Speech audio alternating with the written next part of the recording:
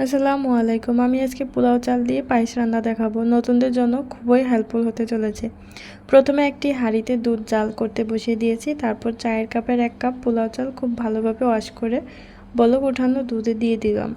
তারপর একটু নাড়াচাড়া করব। যখনই দেখব একটু একটু সর উঠে এসেছে তখনই নাড়ানাড়ি করব, কারণ এতে ক্রিমি একটা টেক্সচার চলে আসে পায়েসের মধ্যে। খেতে খুবই ভালো লাগে। পায়েসের মধ্যে ক্রিম না দিয়েও এভাবেই পায়েসের মধ্যে ক্রিমি টেক্সচার আনা যায়। দেখতেই পাচ্ছেন খুবই আলতো হাতে আমি নাড়ানাড়ি করছি এবং আবার থেমে যাচ্ছি। আবার যখন একটু সর উঠবে, এই যে সর উঠানো একটা ভাব আসছে, তখন আবার নেড়ে দিচ্ছি। এভাবেই নাড়তে থাকতে হবে, পায়েস রেখে কোথাও যাওয়া যাবে না।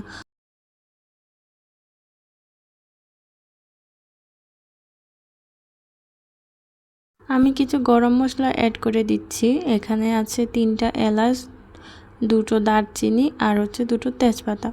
আপনারা একটু ফ্লেভার কম পছন্দ করলে এগুলো নাও দিতে পারেন, শুধু তেজপাতা এবং এলাচ গুঁড়ো করে দিতে পারেন।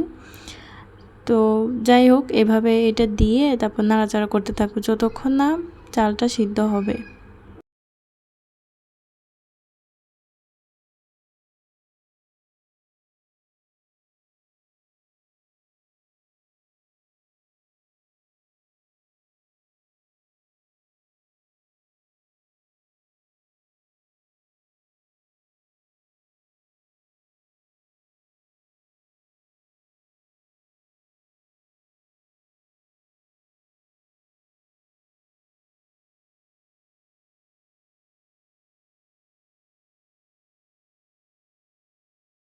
দেন এতে নারকেল গুঁড়ো ও চিনি দিয়ে দেব। চিনি থেকে পানি বের হবে। চেষ্টা করবেন পায়েস নামানোর আগে যেন পানিটা শুকিয়ে যায়।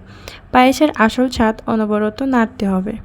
চাইলে এই পর্যায়ে কিশমিশ কুচি, বাদাম কুচি দেওয়া যায়, কিন্তু আমি পরিবেশনের সময় দিব, তাই এখন আর দিচ্ছি না। অনেকে পায়েসটা একটু শক্ত অবস্থায় খেতে চায়, আবার অনেকে নরম পায়েস চায়। তাই আপনারা আপনাদের টেস্ট অনুযায়ী চালটা দেখে নেবেন যে চাল কীরকম সিদ্ধ হয়েছে। আমি একটু শক্ত ভাব রেখে দিব। আমার বাসার সবাই এরকম একটু শক্ত টেক্সচারটাই পছন্দ করে, তাই আমি এভাবেই রেখে দিলাম। কিশমিশ এবং বাদাম কুচি দিয়ে আমি পায়েসটা পরিবেশন করে নিলাম। বলে রাখা ভালো, এখানে আমি সম্পূর্ণ দুধ দিয়েছি, একটুকুও পানি দেইনি, এজন্য এরকম ক্রিমি একটা টেক্সচার এসেছে। আপনারাও চেষ্টা করবেন শুধু দুধ দিয়ে পায়েস তৈরি করার জন্য। ধন্যবাদ।